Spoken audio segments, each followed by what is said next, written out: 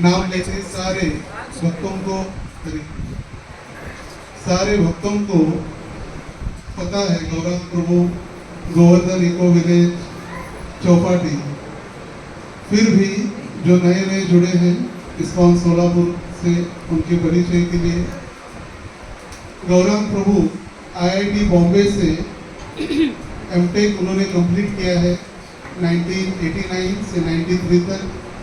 प्रभु जी ISKCON की जो सबसे वरिष्ठ जो मैनेजमेंट टीम है जीबीसी गवर्निंग बॉडी कमीशन, उसके प्रभु जी मेंबर है। जीबीसी कॉलेज के ट्रस्टी है और जीबीसी ऑर्गेनाइजेशनल डेवलपमेंट कमेटी के सदस्य है, जीबीसी नॉमिनेशन कमेटी के सदस्य है, divisional director for devotee care and temple development ISKCON Chowpatty के अध्यक्ष है और बीआरसी भक्ति वेदांत रिसर्च सेंटर उसके भी ट्रस्टी है। और साथ ही साथ जो गोवर्धन इको विलेज है उसके लिए United Nations World Tourism Organization इसके बहुत सारे पारितोषिक भी प्रभु जी ने प्राप्त किए। जो चौपाटी मंदिर है या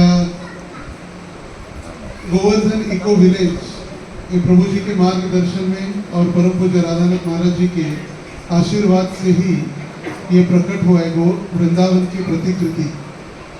तो पहली बार फर्स्ट टाइम प्रभु जी सोलापुर आए हैं और आशा करते हैं ऐसे आते ही रहेंगे। और प्रभु जी ने अपने नए टेम्पल प्रोजेक्ट की नींव भी आज डायरेक्शन भी दिया है, उसका मार्गदर्शन भी किया है और नए प्रोजेक्ट के प्रमुख भी गौरांग प्रभु ही रहेंगे। और नए मंदिर Radha Damodar new temple project के मार्गदर्शक के रूप में हम सभी को मार्गदर्शन भी करेंगे। इसकी शुरुआत प्रभु जी ने की है और हमारे लिए टारगेट भी दिया है जिसको हमें कंप्लीट करना है। तो ये फर्स्ट, जैसे प्रभु जी को हमने इन्वाइट किया था नरसिंह जयंती के लिए, पर प्रभु जी का स्केड्यूल एडजस्ट नहीं हो पा रहा था, तो प्रभु जी ने आज की तिथि संडे फेस्टिवल को चुना। आज प्रातःकाल पुनः मंदिर में भागवतम कक्षा दी और 10:30-11:30 बजे निकले। पूरा ट्रैफिक होते हुए पूरा दिन प्रभु जी ट्रैवल करते हुए सोलापुर पहुंचे फर्स्ट टाइम। और this is not the first time, अभी इसका कंटिन्यू चलते रहेगा। पहले सोलापुर का अकाउंट तो चालू करते हैं, अकाउंट तो स्टार्ट हो गया है और अभी इन्वेस्टमेंट भी स्टार्ट होने वाली है। तो राधा दामोदर ब्रजधाम इस्कॉन सोलापुर के द्वारा एक बार हरे कृष्ण महामंत्र कहकर प्रभु जी का स्वागत करते हैं। हरे कृष्णा कृष्णा कृष्णा हरे हरे, हरे राम राम राम हरे हरे। श्रीमान गौरांग प्रभु की जय, प्रभुपाद की जय, गौर प्रेमानंदे।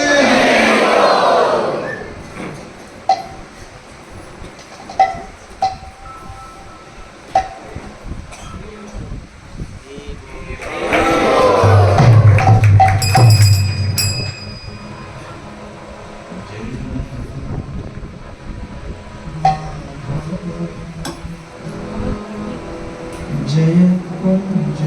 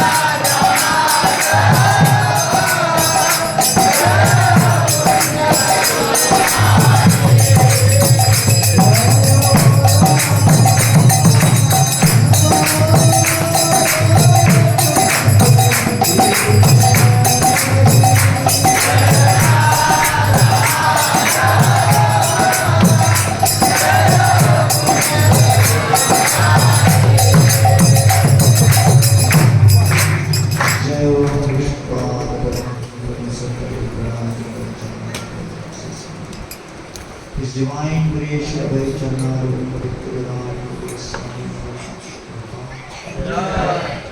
इस्कॉन विविध संस्थापकाचार्य श्री प्रभुपाद की जय। ओम विष्णुपाद परिव्राजकाचार्य श्रील भक्ति सिद्धांत सरस्वती ठाकुर प्रभुपाद की अनंत कोटि वैष्णव वृंद की नामाचार्य श्री हरिदास ठाकुर की प्रेम से कहो श्री कृष्ण चैतन्य प्रभु नित्यानंद श्री अद्वैत गदाधर श्रीवासादि गौर भक्त वृंद।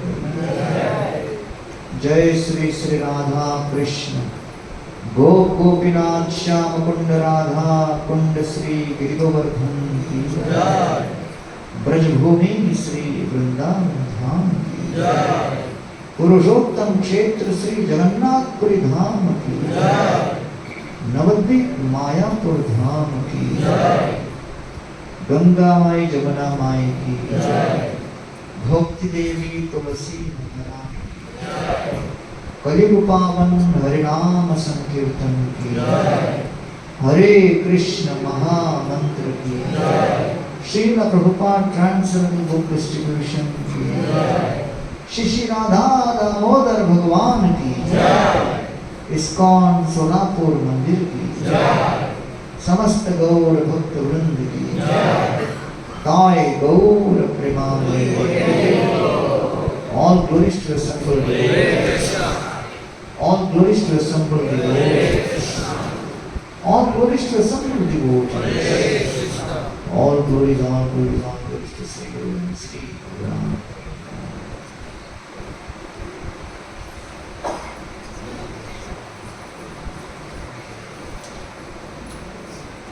ओम नमो भगवते वासुदेवाय।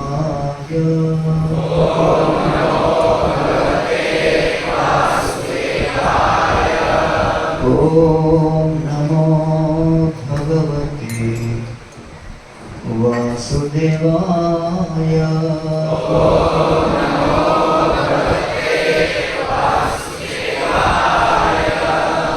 ओम नमो भगवते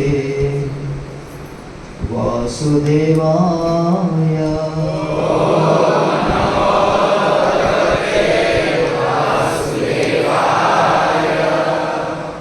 ओम अज्ञानतिमिरन्धस्य ज्ञानाञ्जनशलाकया चक्षुरुन्मिलितं येन तस्मै श्रीगुरवे नमः।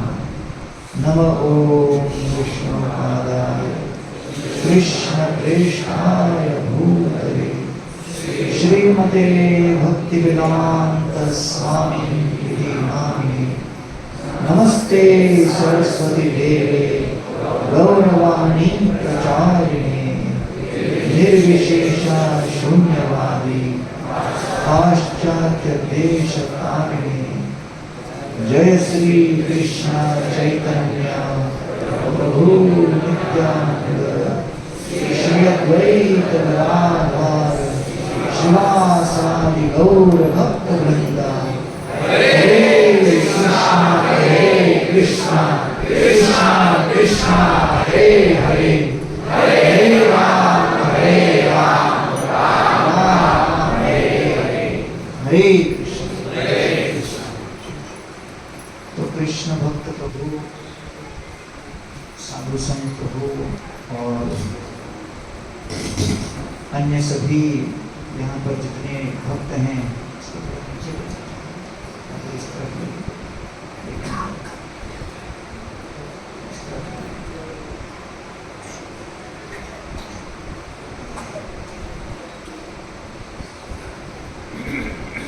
हमारे और भक्तों के बीच बाधा है।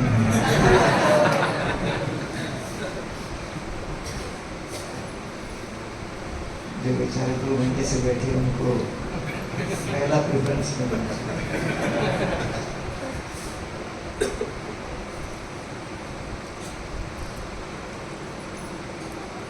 इस्कॉन सोलापुर में प्रथम बार मेरा आगमन हुआ। पूज्य लोकनाथ स्वामी महाराज श्री कृष्ण चैतन्य स्वामी महाराज, कृष्ण भक्त प्रभु और कई भक्त लोगों ने, राज गोविंद प्रभु, इन लोगों ने बहुत बार निमंत्रण किया था, लेकिन मैक्सिमम सोलापुर रेलवे स्टेशन तक आए। तो वहाँ से भी कुछ याद नहीं आ रहा कौन सा ट्रेन हम लोग, हाँ चेन्नई एक्सप्रेस। और एक बार गुरुद्वारी के बदले सोलापुर से बुकिंग मिला था तो यहाँ पे आ गए थे। तो इस्कॉन का ये 4.5 एकड़ का प्रॉपर्टी देख के बहुत आनंद आया। और ये जो मंदिर का आपने निर्माण किया है अभी सत्संग हेतु, सत्संग भवन, ये भी बड़ा सुंदर है, आकर्षक है। ये कौन से साल में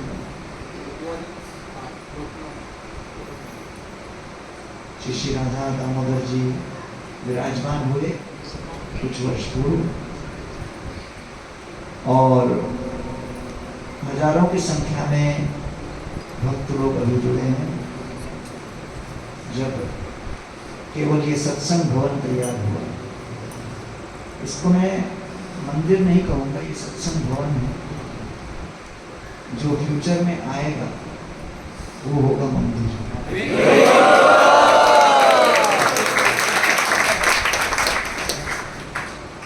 और अभी हजारों लोग जुड़ रहे हैं, वो जब बनेगा तब लाखों लोग जुड़ेंगे।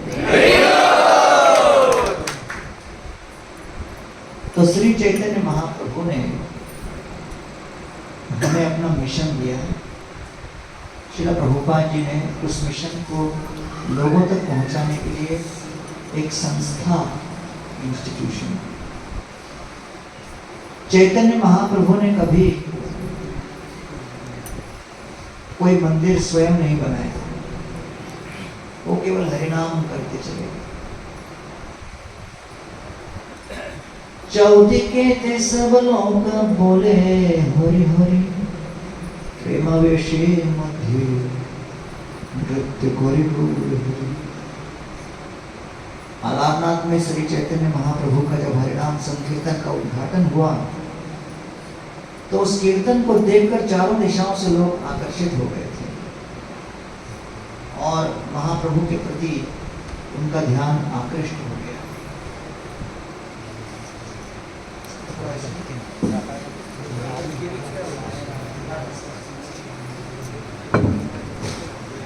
तो श्री चैतन्य महाप्रभु ने जन सामान्य को, समाज के हर वर्ग के व्यक्ति को इस हरिनाम संकीर्तन में भाग लेने का अवसर दिया। प्रेमावेशे मध्य, और श्री चैतन्य महाप्रभु स्वयं ये कीर्तन करते हुए प्रेम के आवेश में रहते। कुंचन सदृश देह और न बसन, उलग अश्रु कंप स्वेद, कहते भूषण। श्री चैतन्य महाप्रभु की अंग कांति तपाए हुए सोने की भांति जाज्वल्यमान। श्री चैतन्य महाप्रभु के अंग वस्त्र, संन्यास वस्त्र, अरुणोदय के वेला में जब सूर्य नारायण प्रकट होते हैं तो उनकी लालिमा की भांति श्री चैतन्य महाप्रभु के वस्त्र। पुलक अश्रु कंप स्वेद, कहते भूषण। और श्री चैतन्य महाप्रभु जब कीर्तन में नृत्य करते हैं, उनके मुख से हरे कृष्ण महामंत्र के वर्ण प्रकट होते तो उनका कंठ अवरुद्ध हो गया, नेत्रों से अविरल अश्रुधारा प्रवाहित होती, उनका रोमांच उठ जाता और अंग अंग पुलकित हो जाता। श्री चैतन्य महाप्रभु ने उपस्थित समाज के हर व्यक्ति को अपने सौंदर्य से और अपने आनंद से आकर्षित किया। बच्चे तो बात है। तो ये महाप्रभु के दो अस्त्र थे, सौंदर्य और आनंद। तो श्री चैतन्य महाप्रभु ने उस हरिनाम संकीर्तन का उद्घाटन जब किया,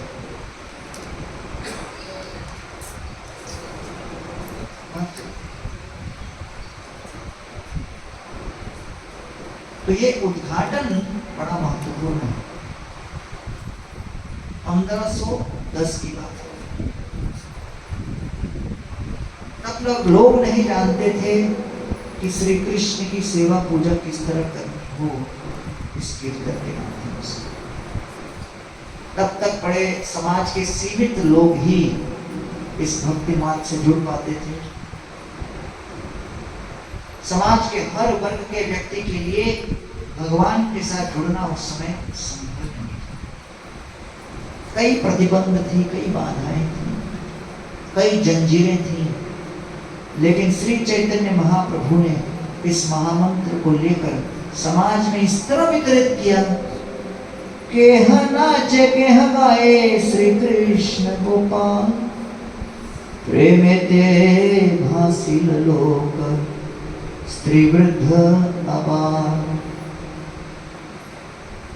चाहे वो स्त्री हो, अबोध बालक हो, वयोवृद्ध, समाज का कोई नागरिक हो, हर एक व्यक्ति इस हरिनाम संकीर्तन के साथ जुड़ने में समर्थ हुआ। ये इतिहास में प्रथम बार हरिनाम संकीर्तन का उद्घाटन किया, तो इसलिए बड़ा ऐतिहासिक क्षण था। और ये हरिनाम संकीर्तन क्या है? ये हरिनाम संकीर्तन हम सभी के मन के अंदर नाना प्रकार के, विभिन्न प्रकार के कोटि कोटि इच्छाएं भोग करने की, संपत्ति प्राप्त करने की, सुख पाने की स्वार्थ से प्रेरित हम सभी के मन में इच्छाएं उमड़ रही हैं। भगवान के सामने मंदिर में भी आओ तो हर व्यक्ति भिन्न भिन्न प्रकार से प्रार्थना करेगा। कोई कहेगा हमारी बेटी की शादी करा दे, ब्रह्मचारी करेगा शादी से बचा दे। हर एक का अलग अलग इच्छा होता है, सब लोग का अलग अलग प्रार्थना हो। एक समान तो सबकी प्रार्थना हो नहीं सकती।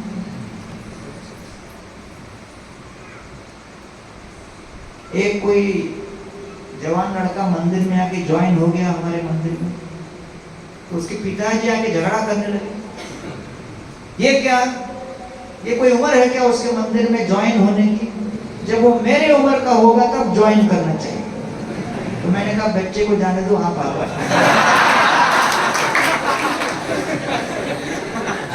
वो कहते हैं घर पे पूछ के बताता है।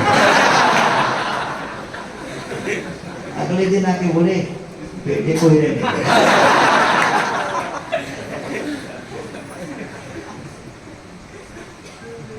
मंदिर में जो व्यक्ति आता है भिन्न भिन्न प्रकार की प्रार्थना करता है, क्योंकि वो सब स्वार्थ से प्रकट हो रहा है, मेरी इच्छा। लेकिन जैसे ही कीर्तन आरंभ होता है, चाहे मन में हर एक व्यक्ति की कितनी भी व्यक्तिगत स्वार्थ से प्रेरित इच्छाएं क्यों न हो, कीर्तन के समय सब लोग भगवान से एक ही प्रार्थना कर रहे हैं, मुझे अपनी सेवा में लगाइए। हो सकता है आज किसी के जीवन में संपत्ति आई हो सकता है यहाँ पर बैठे किसी के जीवन में विपत्ति आई हो, लेकिन जब हम कीर्तन कर रहे हैं तो जिसने संपत्ति पाया और जिसने संपत्ति खोया, वो दोनों एक ही प्रार्थना करते हैं, मुझे अपनी सेवा में लगाइए। है कि नहीं? तो इसीलिए समाज में सब लोग सोचते हैं एकता कैसे आए? एकता तब आएगी जब मन की इच्छाओं में एकता आए। और ये संकीर्तन यज्ञ का अर्थ क्या होता है? हम अपनी बाकी अन्य संपत्ति और विपत्ति से संबंधित इच्छाओं को न्योछावर कर देते हैं, परित्याग कर देते हैं, छोड़ देते हैं, सैक्रिफाइस कर देते हैं और केवल मन में एक ही इच्छा को प्रकट करते हैं, मुझे अपनी सेवा में। इसलिए इसका नाम है संकीर्तन यज्ञ। संकीर्तन अमेरिका के कैलिफोर्निया में एक इंडियन व्यक्ति ने हरे कृष्ण के डिवोटीज को बुलाया था और कहा मेरा नया नया घर है, एक यज्ञ करवाना है। तो भक्त लोग बोले भाई हम लोग को वो वाला यज्ञ तो इतना आता नहीं है, कर सकते हैं लेकिन इससे अच्छा होगा हम संकीर्तन यज्ञ करेंगे। उसमें क्या ज्यादा झंझट भी नहीं और हम लोग में से एक आदमी करताल बजा देगा, दूसरा मृदंग बजा देगा, गा देंगे। वो हम लोग को उसको ज्यादा अभ्यास है, वो स्वाहा स्वाहा में थोड़ा एक्सपर्टीज लगता है। यहाँ पर इतना आदमी अपने पास है नहीं, पर नहीं नहीं हमको तो अग्नि वाला ही चाहिए, अभी तो लगेगा यज्ञ। ये क्या तुम बोल रहे? संकीर्तन से ये कोई यज्ञ होता है? तो बहुत बोलने पर भी भक्त लोग भी एक यज्ञ कुंड जुटा के लाए, लकड़ी वकड़ी डाला, जलाया और थोड़ा बहुत जो सिंपल सिंपल पता स्वाहा स्वाहा करने लगे। वो बोला और आग बढ़ाओ और स्वाहा के और अग्नि ऊपर उठा। तो जैसे उठा नया नया घर का सारा फायर अलार्म बजने लगा। फायर अलार्म बजा और साथ में ऑटोमेटिक स्प्रिंकलर चलने लगा पानी का। पानी का स्प्रिंकलर चलते चलते पूरे घर के में पानी पानी हो गया। ये आदमी भक्तों को देख के बोलते यार तुम क्या कर दिया? यज्ञ करने आया था, पूरा घर गीला कर दिया। भक्त लोग बोले भैया गीता में कहा है जब यज्ञ सफल होता है बारिश होती है।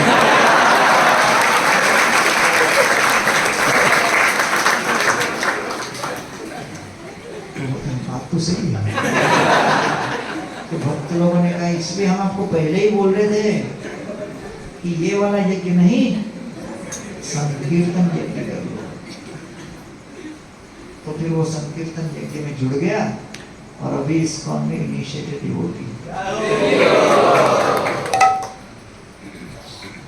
तो इसलिए चैतन्य महाप्रभु ने इस संकीर्तन यज्ञ का उद्घाटन और इस संकीर्तन यज्ञ को देखते हुए सभी भक्त लोग जगन्नाथपुरी में नृत्य कर रहे थे, कीर्तन कर रहे थे। अलारनाथ में जगन्नाथपुरी से थोड़े आगे और तब अचानक नित्यानंद प्रभु की दृष्टिपात इन सभी भक्तों पर हुई। नित्यानंद प्रभु ने देखा क्या हो रहा है। चैतन्य महाप्रभु कीर्तन में गरज रहे हैं और भक्त लोग चारों तरफ उसी कीर्तन में भाव विभोर हो रहे हैं। और उस कीर्तन को देखकर नित्यानंद प्रभु ने भविष्यवाणी की। देखी नित्यानंद प्रभु कहे भक्त गणे ए रूपे नृत्य आगे हो बे ग्रामे ग्रामे। नित्यानंद प्रभु ने कहा ये जो संकीर्तन मैं देख रहा हूं, सब भक्त लोग श्री चैतन्य महाप्रभु के चारों तरफ घेर कर जो कीर्तन के आवेश में लिप्त हैं, ये कीर्तन, यही संकीर्तन भविष्य में यही अलारनाथ से निकलकर विश्व के हर नगर और हर ग्राम में पहुंचेगा। तो नित्यानंद प्रभु की भविष्यवाणी अर्थात नित्यानंद प्रभु ने कृष्ण कृपा मूर्ति अभय चरणारविंद भक्तिवेदांत स्वामी श्रील प्रभुपाद के इस वैश्विक इस्कॉन की स्थापना की भविष्यवाणी कर दी। श्रील प्रभुपाद जब झांसी में थे, गृहस्थ थे, बहुत प्रचार करने का प्रयत्न किया। अपने एक मित्र को एक छोटा सा बुक दिया जिसका नाम था easy journey to other planets, अन्य लोगों की सुगम। भोपाल उसको बोले इस बुक को पढ़ो। वो आदमी प्रभुपाद को देखकर बोलता है, अबे बाबू ये बुक को पढ़ के मिलेगा क्या? प्रभुपाद ने कहा, ये बुक को पढ़ोगे ना, गोलोक धाम जाओगे मृत्यु के बाद। गोलोक वृंदावन जाना है कि नहीं? पढ़ो इस बुक को। वो आदमी बोलता है, गोलोक वृंदावन जाके वापस झांसी आ सकता हूँ? वापस झांसी तो नहीं आ सकता। तो तुरंत वो किताब प्रभुपाद को लौटा दिया, मुझे नहीं चाहिए, मना कर दिया। तो इतना आसान नहीं था प्रभुपाद जी को भारत में उस समय प्रचार करना। कोई ज्यादा सीरियस ही नहीं लेगा। 70 वर्ष की आयु में 40 रुपए लेकर अमेरिका की ओर हो गए। सोचिए 70 वर्ष की आयु में कौन अपना नया कारोबार आरंभ करेगा? वो भी एक अनजान स्थान पर जहां कोई पता भी नहीं कौन है क्या है। वहां पर श्रील प्रभुपाद जी ने इस्कॉन की स्थापना की। ब्रह्मानंद को आके ज्वाइन हो गए। वो ज्वाइन हुए तो उनके माँ ने उनके भाई को भेजा, अरे बेटा जाके भाई को वापस ले गया, पता नहीं कहाँ गायब हो गया। तो गर्ग मुनि प्रभु आए, प्रभुपाद को देख के प्रभावित हुए, वो भी ज्वाइन हो गए। माता दोनों को ढूंढते हुए आई, कहाँ गए भाई अपने दोनों बेटे? प्रभुपाद को मिली और बोली, अरे मेरे दोनों बेटों को आपने रख लिया, लौटाइए उनको। प्रभुपाद जी ने कहा, देखिए आपके दोनों बेटे हिप्पी बन के रास्ते में घूम रहे थे, मैंने उनको रहने के लिए स्थान दिया, पहनने के लिए स्वच्छ वस्त्र नहीं थे, मैंने उनको पहनने के लिए अच्छे कपड़े दिए, धोती कुर्ता दिए, खाने के लिए इनके पास भोजन नहीं था, दर दर भटक रहे थे। मैं प्रेम से अपने हाथों से बना बना कर इनको खिला रहा हूं। तो बोले, अरे माता जी इतना कुछ आपके बेटों के लिए कर रहा हूं, इसके लिए आप मुझे कुछ डोनेशन दीजिए।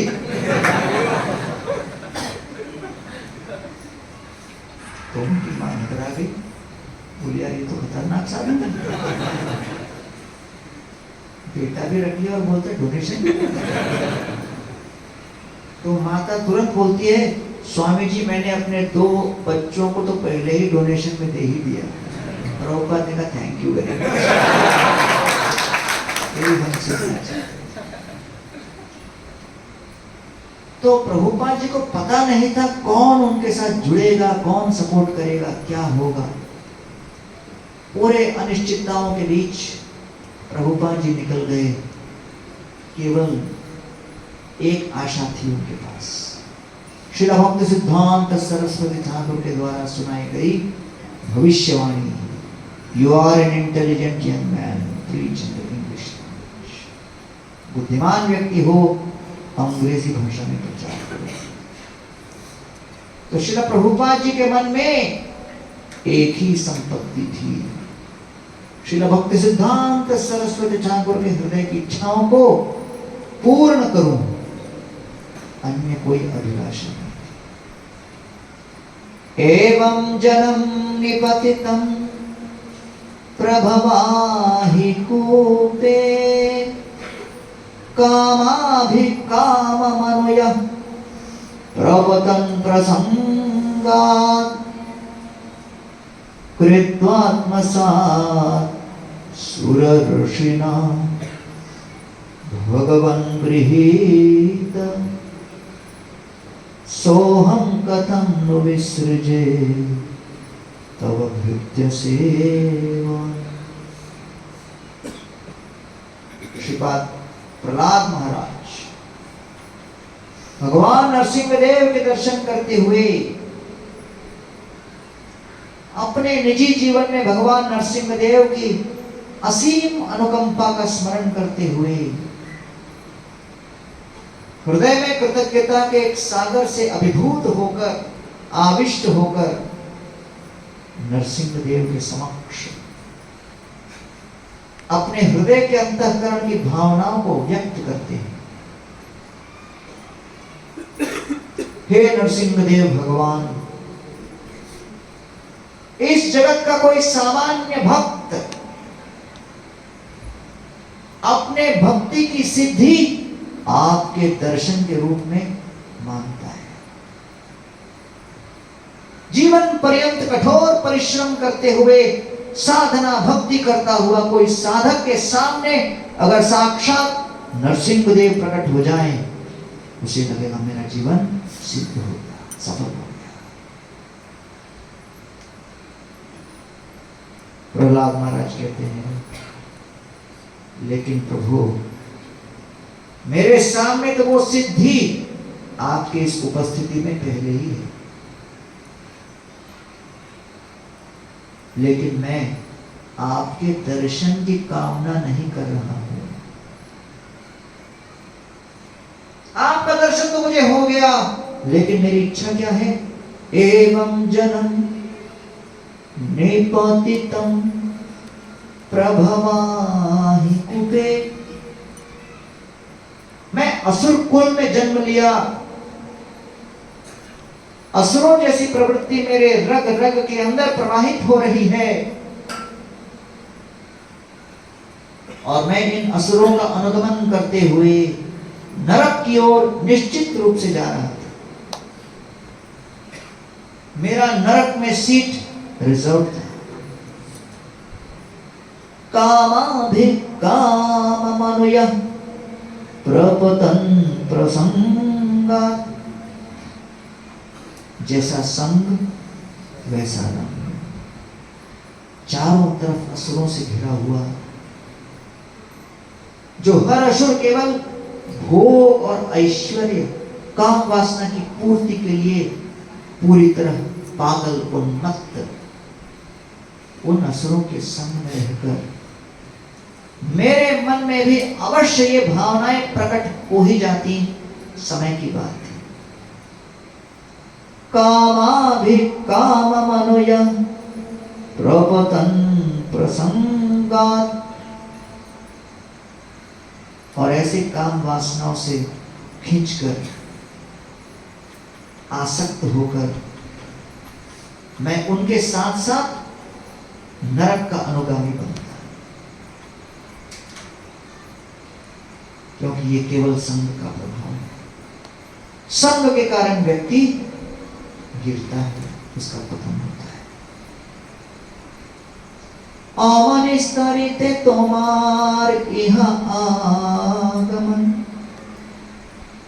परम दयालु तुमी पतित पावन। हमारा उद्धार करने आप प्रकट हुए हो, हे श्री चैतन्य महाप्रभु। श्रीपाद रामानंद राय इस प्रकार व्यक्त करते हैं। पतित कौन है?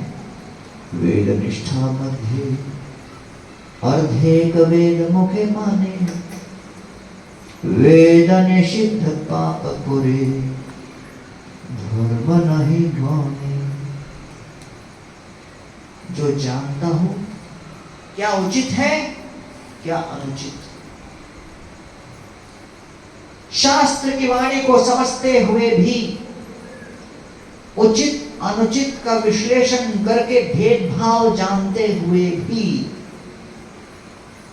जब इंद्रिय विषयों का प्रलोभन उस पर आविष्ट होता है, उसका आक्रमण होता है, वो अपनी इंद्रियों को दमन नहीं कर पाता और उन विषयों के आक्रमण के वशीभूत आकर पराजित हो जाता है और उन इंद्रिय विषयों का इंद्रियों के लिए निमंत्रण और प्रस्ताव को स्वीकार होता है। अंदर ही अंदर जानता है ये ठीक नहीं है,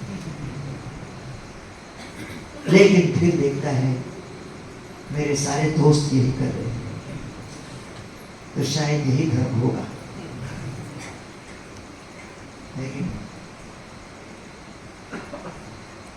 एक व्यक्ति बड़ा मदिरा में चूर रहता था, तो एक साधु उनके पास आए, बोले बेटा तू दारू पिएगा नरक में जाएगा। वो धरे, लेकिन चिंटू मेरा दोस्त वो भी पीता है।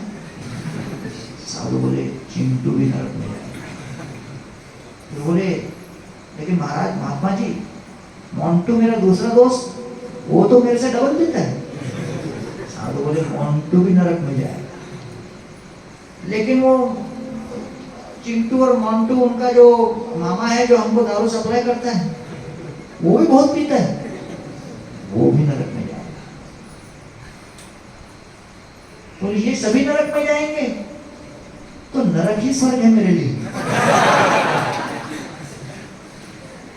वहां जाकर भी हम यही करेंगे।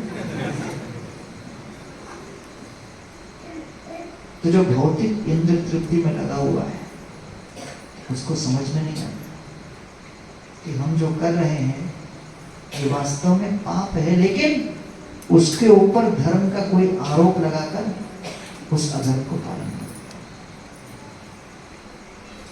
प्रोग्राम चल रहा था, कीर्तन में सामने एक सज्जन बैठे थे, कीर्तन में उनकी ताली ही नहीं बज रही थी।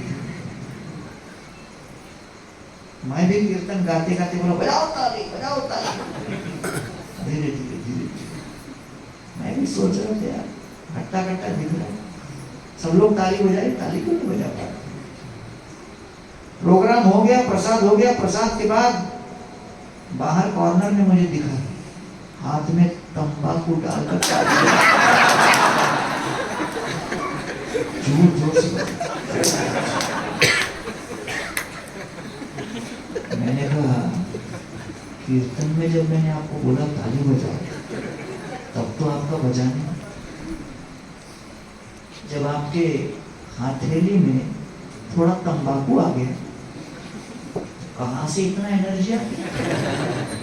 बोले प्रभु ये तंबाकू नहीं है। तंबाकू नहीं क्या है? बोले संजीवनी बूटी है। संजीवनी कहां से आई? बोले बचपन में मेरे जो दादाजी मुझे रामायण सुनाते थे, रामायण सुनाते सुनाते बीच बीच में ये डालकर ऐसे तो मैं उनको पूछता था दादाजी ये क्या है? तो उन्होंने कहा हनुमान जी इसको लाके लक्ष्मण को सूंघाए तो झटका लगा। संजीवनी। तो भारत में कई बार लोग बुरी आदतों को पालते हैं और उन आदतों के साथ साथ कुछ शास्त्र का प्रमाण भी जोड़ देते हैं। लेकिन चैतन्य चरितामृत में पतित की परिभाषा स्पष्ट है। वो क्या? आप जानते हो ये नहीं करना चाहिए फिर भी वही करते हो। क्यों?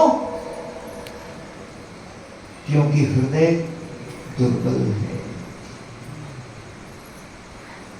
हृदय हमारे बुद्धि के वश में नहीं जाता।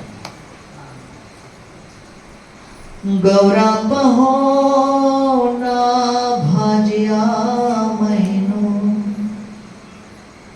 प्रेम रतना धाना हेलाय हराय। ठाकुर नरोत्तम दास कहते हैं प्रभु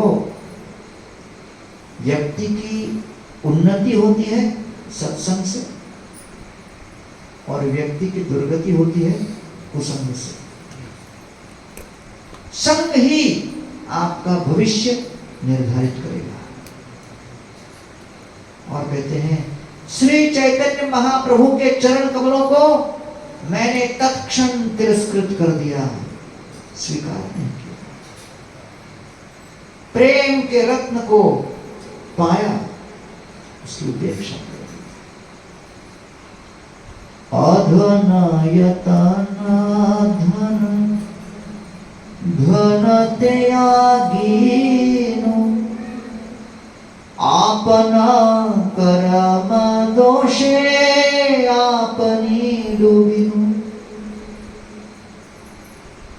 इस दुर्गति का मैं किसको उत्तरदायित्व ठहराऊं, किसको आरोप लगाऊं कि ये मेरे दुर्गति का कारण है? आपना कर्म है ना। कोई अगर सिगरेट पी रहा है, बोल नहीं सकता, उसने जबरदस्ती यहाँ फंसा दिया, मेरे मुंह के अंदर सिगरेट फंसा दिया। कोई दारू पी रहा तो बोल नहीं सकता, जबरदस्ती मेरा गला खोल के और मुंह खोल के अंदर पिला रहा है। आपना कर्म दोष, हमको ही उसका दायित्व लेना पड़ेगा। आपने डूबिनो, हम ही उस प्रकार के दुराचारी काम में लगकर डूब रहे हैं। अपना कर्म दोषे अपनी डूबिनु। जब मैं आईआईटी में हॉस्टल में प्रोग्राम अटेंड करता था तो भक्ति रसामृत महाराज जो अपने कृष्ण भक्त प्रभु को भी इस्कॉन में लाए, वो लेक्चर के लिए आते थे। उन्होंने जगाए और मधाई का लेक्चर दिया और बोला चैतन्य महाप्रभु ने जगाए और मधाई दोनों का उद्धार कर दिया। जो दिन रात मदिरा के नशे में रहते थे उनको शुद्ध भक्त बना दिया। और सबसे महत्वपूर्ण, जगाए और मधाई के इस चारित्रिक परिवर्तन को देखकर पूरा बंगाल भक्त बन गया। ये सुनकर मेरे अंदर उत्साह आ गया कि मैं अपने हॉस्टल में प्रचार करूंगा और जो हॉस्टल में सबसे ज्यादा दारू पीता है उसको लेके आऊंगा। वो डिवोटी बन गया, पूरा हॉस्टल बन गया। तो मैं गया, मेरा एक मित्र था जो दिन रात मगन में दारू, उसको जाके बोला शनिवार को प्रोग्राम में चलना है। वो बोलता है क्या प्रोग्राम? मैंने कहा गीता का लेक्चर है। वो मेरे को देख के बोलता पिया हुआ है क्या तू? किसको बोल रहा है? मुझे? मैं गीता के लेक्चर में आऊं? बोतल दिखाया, बोला देखता नहीं मैं कौन हूं, मैं कैसे आ सकता हूं? मैंने कहा भैया हर एक अपराधी का एक भविष्य होता है। पापी से पापी लोग सुधरे हैं, एक बार तो आओ गीता के लेक्चर में। वो मुझे देख के बोलता है आऊंगा लेकिन एक शर्त पर, दारू की बोतल लेके आऊंगा। इस्कॉन वाला अलाउ करेगा क्या? मैं भी चौंक गया, बोले हम ये कैसे? तो मैंने सोचा मंदिर में फोन करके पूछते हैं कि भाई मेरा एक दोस्त बोतल लेके आएगा, ओके है क्या? फिर मुझे लगा इस्कॉन वाले बोलेंगे तू भी मत आ भैया, ऐसे करे गुजरे लोग नहीं चाहिए। तो मैंने कहा कोई बात नहीं, आ जाओ आप। वो आ गया, सुबह सुबह पी लिया था, बोतल आधा खाली कर दिया था। उसकी साधना पक्की थी, सुबह सुबह शुरू कर देता। प्रोग्राम में हम लोग प्रवेश करने वाले थे। मैंने कहा भाई यहाँ तक आ गया, बोतल को अंदर मत लेके चलो, दरवाजे के ऊपर जो जगह है वहां रख देता। वो मेरे को देख के बोलता है इस्कॉन वाला पी तो नहीं जाएगा? नालायक क्या बोल रहा तू? वो लोग बेचारे चाय कॉफी तक नहीं पीते, पता है क्या? वो बोला नहीं मैं ऐसे पूछ रहा हूँ, सेफ है ना इसलिए पूछ रहा हूँ। अंदर घुसा, मैंने कहा मेरा भी शर्त है, तेरे मुंह से दारू की बदबू आ रही है, तो अंदर जाके मुंह नहीं खोलेगा, चुपचाप बैठेगा। जो भी प्रश्न पूछेंगे आंसर मैं दूंगा। मुंह खोलेगा, बदबू आएगी, मैं पकड़ा जाऊंगा, फिर मेरी इज्जत डाउन हो जाएगी। ठीक है, मैं चुप बैठूंगा, लेकिन खाना मिलेगा लास्ट में मिलेगा। आ गया, बैठ गया, चुपचाप बैठ गया, मैं भी बगल में था। महाराज नए आदमी को देख के बोले, नाम क्या तुम्हारा? मैंने आंसर दिया। तो बोले कौन से ब्रांच में हो? मैंने आंसर दिया। कौन से ईयर में हो? मैंने आंसर दिया। तू सोच रहा क्वेश्चन में इसको पूछो, नहीं आंसर दिया। मैंने कहा महाराज जी मेरा दोस्त बहुत शर्माता है।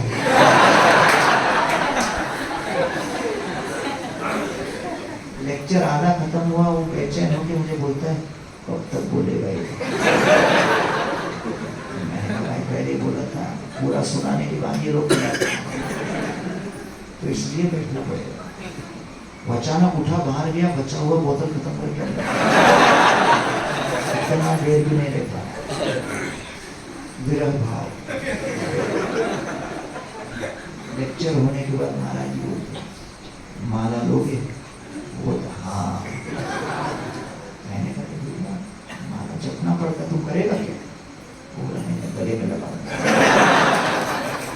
गले में लगाकर मिरर के सामने आके बोलता है मैं स्मार्ट लग रहा हूँ। मैंने कहा इसलिए नहीं है, ये जपने के लिए है। हॉस्टल में माला लेके गया, एक हाथ में माला, दूसरे हाथ में बोतल, सबको बोलता मैं इस्कॉन ज्वाइन हो गया। एक हफ्ता लगा उसके हाथ से माला लेने, बोतल तो लेना संभव था। लेकिन क्या वो व्यक्ति बचपन से ऐसा था? क्यों हुआ?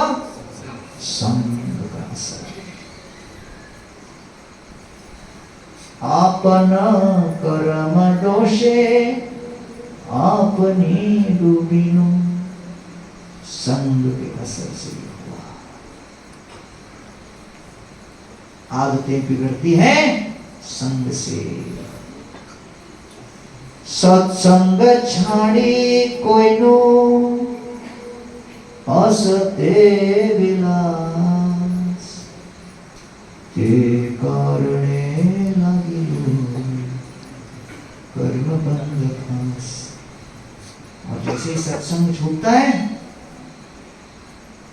4 नियम और 16 माला करने की शक्ति और सामर्थ्य समाप्त हो जाती है।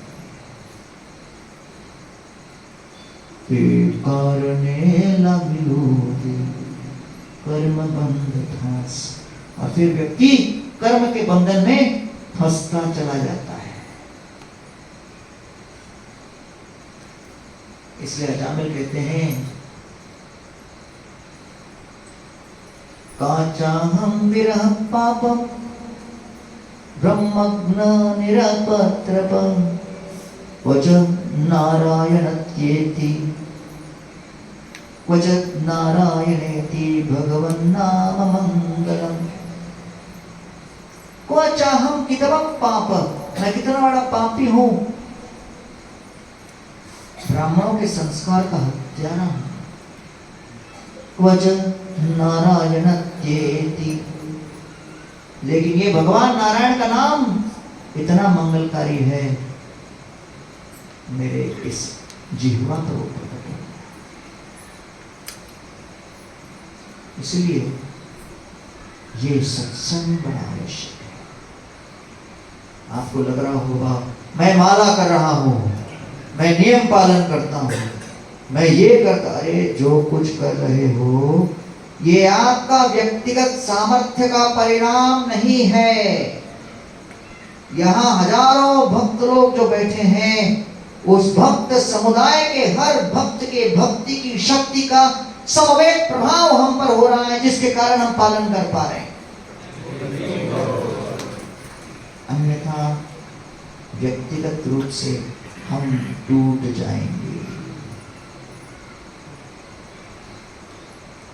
एक एक व्यक्ति के अंदर माया के इस हावी होते हुए शक्ति का सामना करना असंभव है। सत्संग छाड़ी कोइनो असत्य विलास, जैसे ही सत्संग छूटेगा असत में विलास करने लगे। ते करने लागिलो कर्म बंध ध्यास, तब जाके कर्म के बंधन में व्यक्ति धंसता चला जाता है, फंसता चला जाता है। और फिर वही व्यक्ति जो पहले कृष्ण का नाम लेता था, कृष्ण की कथा सुनता था, कृष्ण के भक्तों के वैष्णवों के सत्संग में आकर बड़ा ही आतुर होकर सेवा करता था, अब सत्संग से दूर जाने लगता है। सत्संग उसको अब काटता है। विषय विषमावेश सतत खाएनु, गौर कीर्तन रसे मगन न होइनु। विष और विषय दोनों में अधिक घातक कौन है, विषय या विष? तो विष आत्मा को शरीर से अलग करता है, लेकिन विषय आत्मा को कृष्ण से अलग करता है। इसलिए विषय विष से अधिक घातक है। गौर कीर्तन रसे मगन न होइनु, महाप्रभु के कीर्तन में मन आविष्ट नहीं होता। केनो वा आछे प्राण की सुख पाइया, नरोत्तम दास केनो नागलो पारिया। नरोत्तम दास ठाकुर कहते हैं, ऐसे भक्ति से उपेक्षा पूर्ण जीवन जीने से अच्छा है मैं मर ही जाऊं। इसलिए मनुष्य जीवन में ये सत्संग प्राप्त होना सबसे बड़ा सौभाग्य का लक्षण है।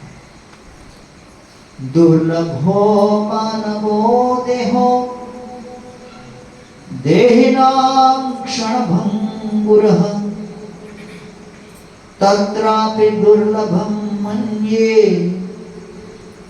वैकुंठ प्रिय दर्शनम।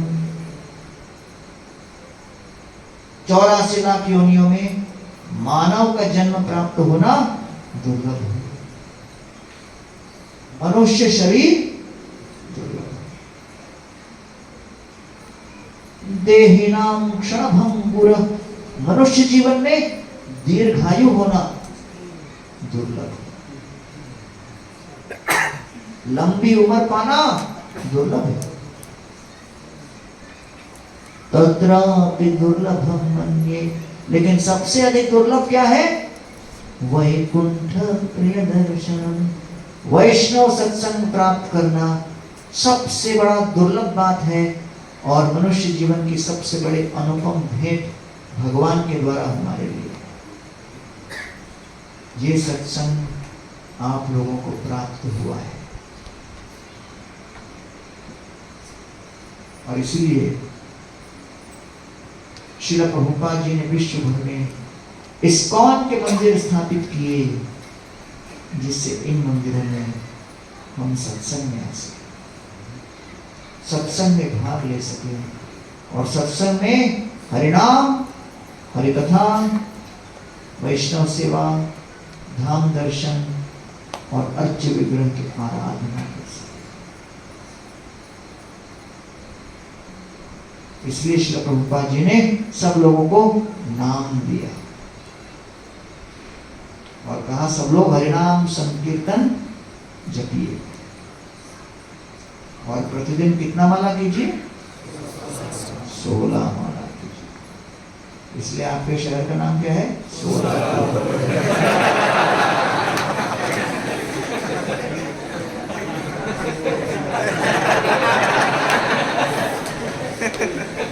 आपको तो पता ही होगा। अर्थात यहाँ पर सबको कितना माला करना है? नाम ही ऐसा पाया है। तो प्रतिदिन जो माला करेगा, धीरे धीरे चित्त की वृत्तियां परिवर्तित होंगी। इसलिए तृतीय स्कंद में कहते हैं, देवहूति माता कपिल देव को नेहयत् कर्म धर्माय न विरागाय कल्पते न तीर्थ पद सेवाय जीवन अपि मृतोपि सन। अगर आपका कर्म धर्म में और धर्म वैराग्य में और वैराग्य भक्ति में परिवर्तित नहीं होता तो कोई लाभ नहीं। इसीलिए यह सत्संग तैयार किया गया है, जिससे आप इस सत्संग में आकर अपने मन की इच्छाओं की दिशा को बदल सको, स्वार्थ से निस्वार्थ की ओर चल सको। अन्यथा इस जगत में तीन व्यक्ति एक साथ मिलते हैं, स्वार्थ की ही बातें होती हैं। तीन मित्रों ने निर्णय किया हम लोग बिजनेस चलाएंगे। तीनों ने कहा इक्वल पार्टनरशिप तीनों का होगा। हाँ, हम लोग सब इतना इतना पैसा डालेंगे। बहुत उत्साह में थे, लेकिन हर एक के मन में भाव क्या था? एक बार बिजनेस शुरू होने तो फिर मैं इसको ठगता। कपट की भाव थी। तो उन्होंने कहा चलो बिजनेस तो शुरू करने का हमने संकल्प कर लिया, हाथ मिला लिया, कॉन्ट्रैक्ट सब साइन हो गया। अब हम लोग थोड़ा खीर बनाते हैं, सेलिब्रेट करें। खीर बनाने लगे, बहुत कम मात्रा में, एक ही वाटी बना। तो एक ने कहा भाई एक ही वाटी खीर बन पाया, इसको भी तीन में बांटेंगे तो फिर संतुष्ट नहीं हो पाएंगे। इसको करते हैं फ्रिज में रख देते, ठंडा होगा, अपन सो जाते हैं। अगले दिन सुबह तीनों में से जिसका सबसे बेस्ट सपना आएगा वो खाएगा खीर। पहले वाले ने बोला, लेकिन उसके मन में क्या था? मैं ही खाऊंगा उसको। दूसरा भी वही सोच रहा था, तीसरा भी वही सोच रहा था। तीनों सो गए। अगले दिन उठे, पहले ने कहा मैं अपने सपने में ब्रह्मलोक गया, ब्रह्मा जी को प्रणाम करके हाथ मिला के आया। इससे अच्छा कुछ हो सकता है? दूसरे ने कहा रहने दो, मैं तो शिवलोक गया था, वहां जाकर शिव जी को प्रणाम करके आया, हाथ मिला के आया। पता है क्या ब्रह्मलोक की बात करते हो? तीसरा चुप बैठा था। दोनों ने कहा क्यों रे, तूने क्या सपना देखा? तीसरा बोलता है मेरे सपने में बजरंगबली हनुमान आए। मुक्का दिखा के लाल लाल आंखों से बोला खीर खा जा।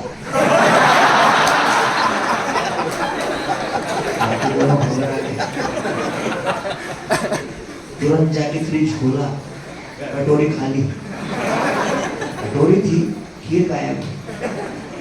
यार खीर खा गया, रात को ही खा गया, चीटिंग कर दिया, हमको बुलाया नहीं, कम से कम हमको उठा तो देता।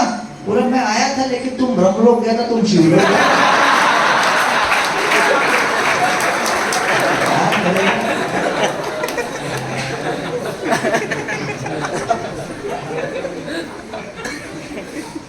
तो ये भौतिक जगत में जब पार्टनरशिप बनता है तो ऐसे ही बनता है। हर एक के मन में लगता है कैसे हम मौका मिले तो अपना स्वार्थ निकाले। इसलिए सत्संग तैयार किया गया है, जिससे हम कृष्ण को केंद्र बनाए, श्री राधा दामोदर भगवान को केंद्र में रखें। स्वमातु स्विन्नगात्राय विसृष्ट कमरस्रज दृष्ट्वा परिश्रमं कृष्ण कृपयासीत सबंधन। यशोदा माए के संपूर्ण देह पर श्रमवारी की बूंदों से लथपथ मल्लिका पुष्प के चरणों को चूमते हुए दृश्य को देखकर श्री कृष्ण का हृदय पसीज गया। उन्होंने कहा चलो यशोदा माई को बंधन में लाने की अनुमति दे। और तब यशोदा माई ने 2 अंगुली छोटी रस्सी थी उसको बांध दिया। एवं संदर्शिता ह्यंग हरिणाभृत्य पश्यता। भगवान ने ये दामोदर लीला क्यों रचाई? एक सिद्धांत को ध्वनित कर दिया। कौन सा सिद्धांत? स्ववशेनापि कृष्णेन यस्येदं ईश्वरं वशे। जो भगवान 33 कोटि देवताओं के ऊपर राज करते हैं, नियंत्रण करते हैं, 33 कोटि देवताओं को जो अपनी इच्छा से बांध डालते हैं, वो यशोदा माई की इच्छा से बंध कर दामोदर बन जाते हैं।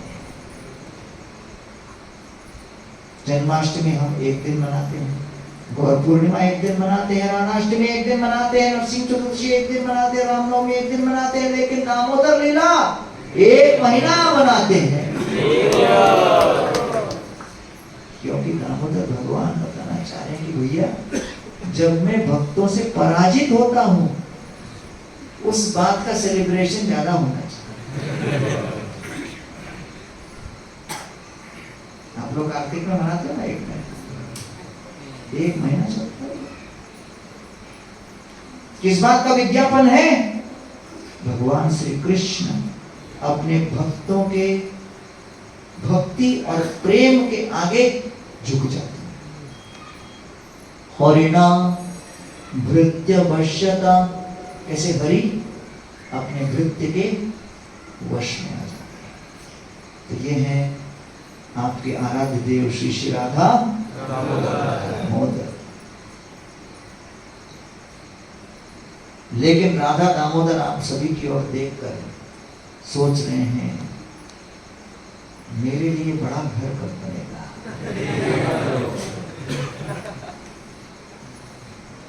और इस बात को आप तक पहुंचाने के लिए मुझे यहाँ भेजा।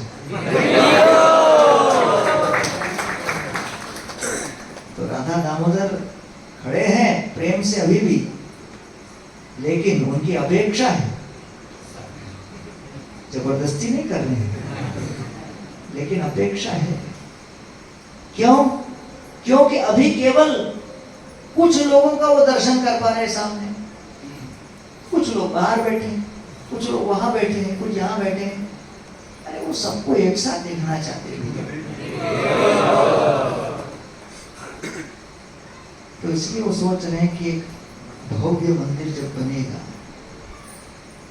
तब फिर हजारों लोग एक साथ आएंगे, तब उनके साथ हम आदान प्रदान साक्षात कर पाएंगे।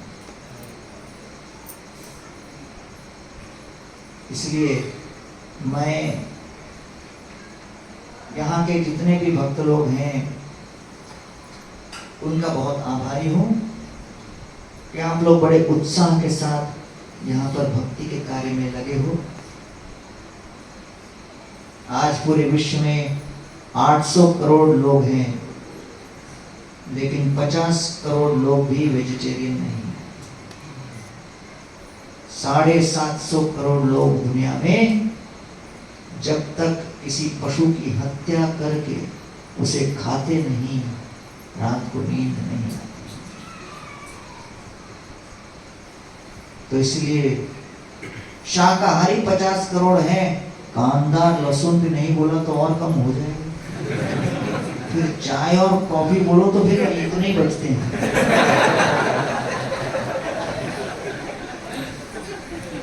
तो इसलिए हरे कृष्णा के नियम पालन करना आसान नहीं है। शुरू में आओ तो आपको पता नहीं पड़ता क्या नियम है क्या नहीं है, लगता है चलो थोड़ा नाचो और हलवा खाओ, धीरे धीरे मालूम पड़ने लगता है। तो उसको पालन करना आसान नहीं, लेकिन जो वास्तव में भगवान की भक्ति करना चाहता है उनको ये पालन करना अनिवार्य है। इसमें कोई शॉर्टकट नहीं, कोई कॉम्प्रोमाइज नहीं, कोई छूट नहीं दे सकता। कोई प्रीचर आके नहीं बोल सकता चलो यार 4 नियम में से 1 नियम डिस्काउंट इसकी ओर से मेरी चलो नहीं, नॉट पॉसिबल। No compromise. माला करना, सत्संग में बिना अपराध के आदान प्रदान करना और नियम पालन करना कंपल्सरी। इसलिए ये मंदिर प्रशिक्षण केंद्र बनता है जहां जितने लोग आए उन्हें इस भक्ति के सत्मार्ग पर किस तरह जीवन व्यापन करना है, आदतों को कैसे संवारना है, उसका प्रशिक्षण दिया जाता है। जिससे कि सप्ताह के बाकी दिन आप भले मंदिर ना आ सको लेकिन मंदिर आपके घर में घुस जाएगा। इसलिए आप यहाँ पर रविवार के दिन क्यों आए हो, जिससे सोमवार से शनिवार तक आप अपने घर को मंदिर बनाएंगे।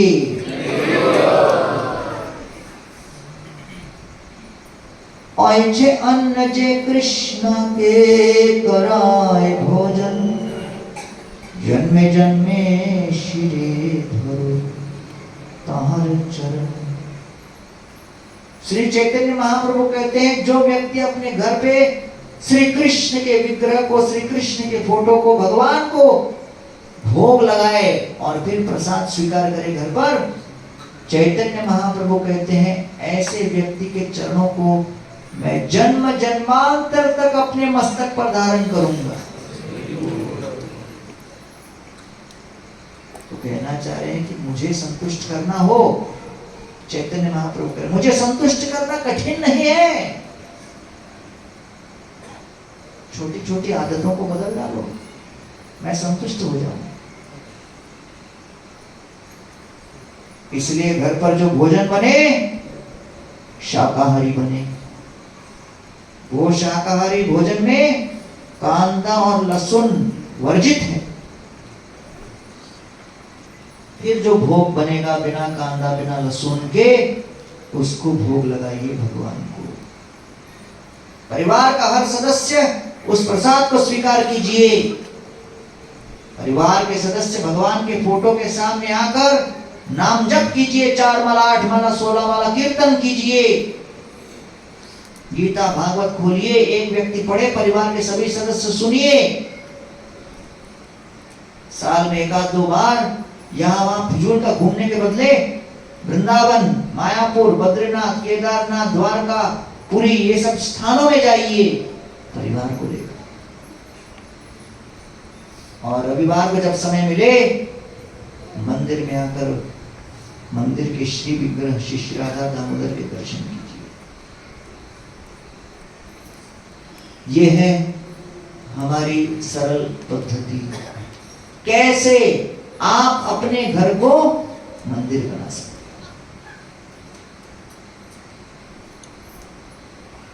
हैं। इसीलिए जो घर में कृष्ण आ गए, भगवान आ गए, वो घर बन जाता है भवन। कृष्ण को भ को हटा दो, क्या बचता है? वन। तो इसलिए आपको अपने घर को भवन बनाना है। आइए हम सभी ये संकल्प करें कि अगर मैंने कृष्ण को अपने घर में स्थान दिया जीवन में, मेरे जीते जी अगर मैंने कृष्ण को अपने घर में स्थान दिया, तो जीवन के पश्चात मृत्यु के बाद कृष्ण मुझे अपने घर में मुझे स्थान देंगे।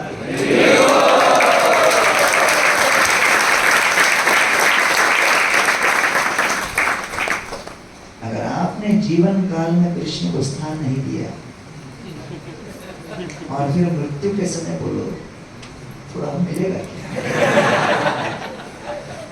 भगवान बोलेंगे मिलेगा जब लोग मिलेगा, गोलोक नहीं मिलेगा। तो इसलिए यहाँ पर जो गाइडेंस इतने वर्षों से परम पूज्य लोकनाथ स्वामी महाराज और कई कई भक्त लोग देते आ रहे हैं। उसी के पथ चिन्हों में चलते हुए अभी कृष्ण भक्त प्रभु और साधु संत प्रभु और सब भक्त लोग आपको गाइड कर रहे हैं। इस गाइडेंस को स्वीकार कीजिए, अपने जीवन को परिवर्तित कीजिए, घर को मंदिर बनाइए और अपने जीवन को सफल बनाइए। बहुत बहुत धन्यवाद।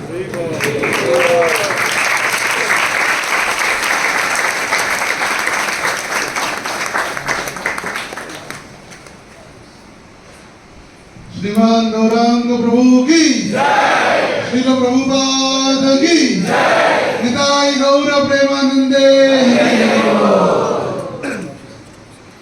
तो प्रभु जी का विशेष धन्यवाद।